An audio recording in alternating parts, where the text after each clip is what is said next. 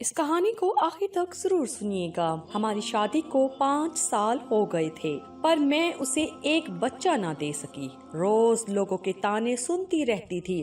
پھر ایک دن میں اپنے شوہر کے پاؤں میں بیٹھ گئی کہ پلیز وہ ایک اور شادی کر لے، پر وہ نہیں مان رہا تھا۔ پھر میں نے اپنی قسم دی، پہلے بہت رویا، پھر مان گیا۔ ہمارا یہ فیصلہ سن کر سب بہت خوش ہو گئے، اور پھر شادی کا وقت آ گیا۔ اس کو تیار کیا، دلہا بنایا، اور سب سے زیادہ خوش بھی میں ہی نظر آ رہی تھی۔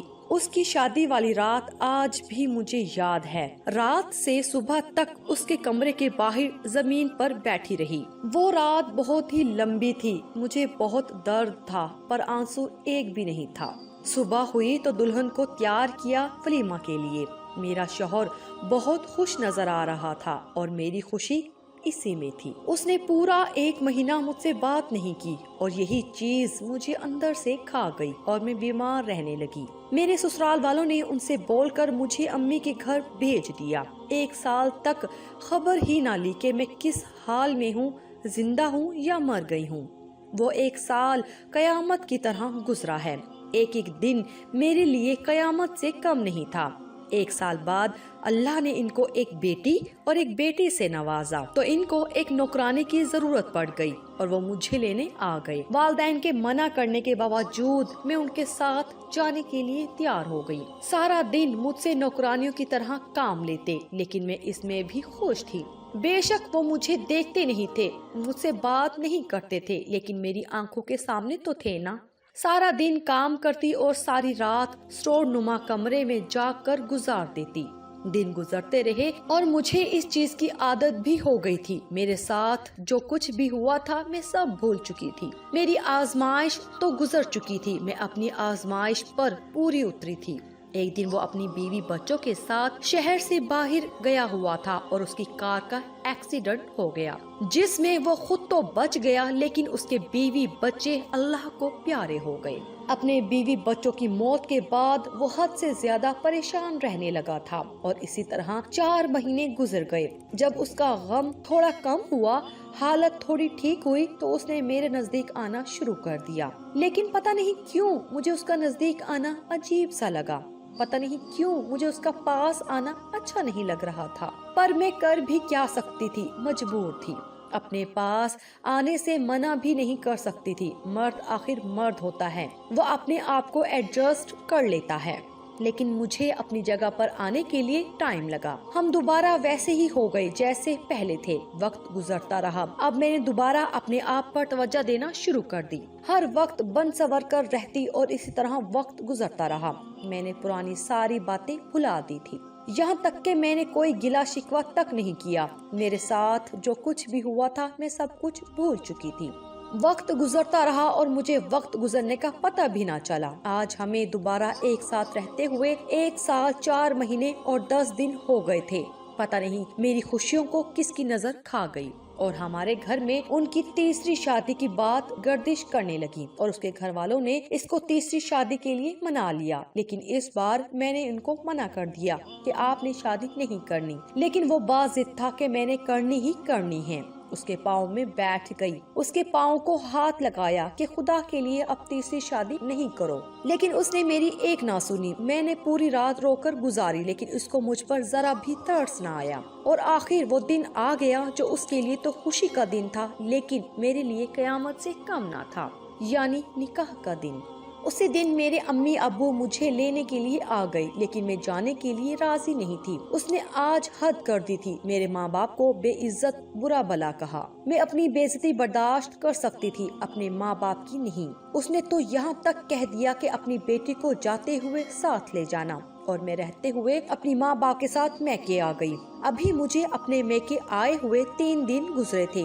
طبیعت خراب ہو گئی، امی کے ساتھ ہسپتال گئی، تو وہاں جا کر پتا چلا کہ میں ماں بننے والی ہوں۔ میں اتنی خوش تھی کہ میری خوشی کی کوئی انتہا نہیں تھی۔ جب سے مجھے پتا چلا تھا کہ میں ماں بننے والی ہوں، میں بہت زیادہ خوش تھی۔ میرے ساتھ اس نے جو کچھ بھی کیا تھا میں سب کچھ بھول چکی تھی، لیکن میں آپ کے پاس نہیں جانا چاہتی تھی۔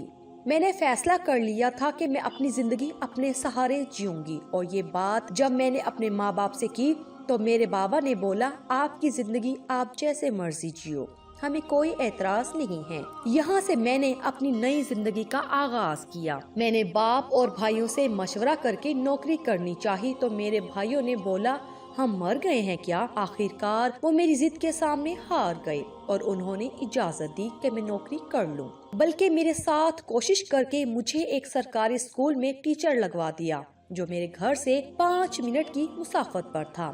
یہ سارے کام اتنی جلدی ہوئے کہ مجھے پتہ ہی نہیں چلا کہ میرے اللہ نے میرے لیے سب کچھ آسان کر دیا۔ میں ماں بننے والی ہوں۔ جب یہ بات ان تک پہنچی تو مجھے لینے کے لیے آ گئے۔ میں نے ساتھ جانے سے صاف انکار کر دیا اور اپنے کمرے میں چلی گئی۔ آج میرے دل میں ان کے لیے کوئی جگہ نہیں تھی، کیونکہ وہ میرے لیے نہیں آیا تھا بلکہ اپنے بچے کے لیے آیا تھا، اور میں نے اسی بچے کے لیے اتنا بڑا فیصلہ لیا تھا کہ میں اکیلی رہوں گی، مجھے اس کا ساتھ نہیں چاہیے۔ وقت گزرتا رہا، مجھے آج بھی یاد ہے وہ 10 بار میرے گھر آیا، مجھے لینے، میری منتیں کی، میرے ماں باپ کی منتیں کی، لیکن میں اپنے فیصلے پر قائم رہی کیونکہ میں فیصلہ کر چکی تھی کہ میں اس کے ساتھ نہیں رہوں گی۔ پھر وہ دن آ گیا کہ اللہ تعالیٰ نے مجھے ایک بیٹے سے نوازا جس کا نام میں نے شاہزین رکھا۔ شاہزین بہت ہی پیارا تھا۔ میرے بیٹے میں میری دنیا بستی تھی۔ لوگ کہتے ہیں نا کہ ماں کو اپنی اولاد پیاری ہوتی ہے، وہ تو میری آنکھوں کا نور تھا، میری دنیا جہاں تھا۔ شاہزین کی پیدائش پر وہ آیا تھا اور میں نے اپنے بیٹے کو دیکھنے تک نہیں دیا اس کو، یہاں تک کہ میرے پاؤں میں گر گیا۔ صرف ایک بار مجھے اپنا بیٹا دیکھ لینے دو، لیکن مجھے وہ وقت یاد تھا جب میں اس کے پاؤں میں گری تھی، اس کے پاؤں کو ہاتھ لگایا تھا کہ تیسری شادی مت کرو۔ اس وقت اس نے مجھ کو بے عزت کیا تھا، پورے خاندان کے سامنے میرے ماں باپ کو ذلیل اور رسوا کیا تھا، اپنے پورے خاندان کے سامنے۔ تو میں کیسے دیکھنے دیتی اپنے بیٹے کا چہرہ؟ میرا بیٹا تو میرے لیے سب کچھ تھا۔ اس کو تیسری بیوی سے بھی اولاد نہ مل سکی تو اس نے بہت کوشش کی کہ میں واپس آ جاؤں یا پھر میرا بیٹا مجھے واپس کر دے۔ بہت کورٹ کچہریوں کے چکر لگوائے، لیکن میں تو اپنی زندگی میں خوش تھی۔ میرے بھائیوں نے مجھے اچھا سا گھر بنا کے دیا اور میرے بابا اور بھائیوں نے مجھے جائیداد سے برابر حصہ دیا، جو کہ میں نے لینے سے صاف انکار کر دیا کیونکہ مجھے زمین جائیداد نہیں، اپنے بھائی پیارے تھے۔ وہ میری ہر ضرورت کا خیال رکھتے تھے۔ بھائیوں نے مجھے سمجھایا اور شہر کے مرکز میں جو ہماری 8 دکانیں تھی وہ میرے نام کر دی۔ مجھے ان کے فیصلے کا احترام کرنا پڑا۔ آج اس بات کو 34 سال ہو گئے ہیں اور میں اپنی زندگی سے خوش ہوں۔ شاہزین بھی میرا فرما بردار ہے، اللہ کا دیا سب کچھ ہے، کسی چیز کی کمی نہیں ہے۔ لیکن میں کبھی کبھی سوچتی ہوں کہ اگر میں اس کے ساتھ چلی جاتی تو پتہ نہیں میری زندگی کیسی ہوتی، کیا پتہ میں اتنی خوش رہ پاتی یا نہیں۔